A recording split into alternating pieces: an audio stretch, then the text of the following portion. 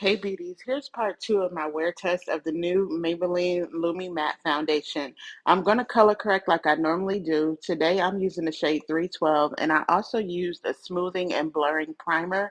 I think this shade is a better match when it oxidizes. It comes out to be the most perfect shade. It's more golden, but it definitely melts into my skin. The way this foundation blends out is absolutely amazing. And that to me makes it a really nice foundation. It did cover up my hyperpigmentation pretty well. I set it with my powder. This is what I'm looking like before I set it. I set the areas where I normally get a little oily around my smile lines and on my forehead using my Laura Mercier setting powder, just a little bit of that.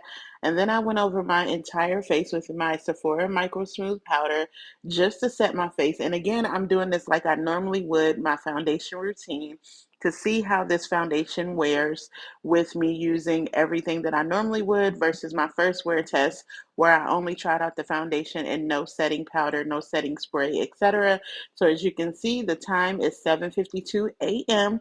and I'm wearing this foundation for 8 hours. So stay tuned for the results. All right, so it is almost 1 p.m. So we're going in about 5 or 6 hours. This is how the foundation is looking. I think it's holding up really well. It is kind of, my hyperpigmentation is peeking through.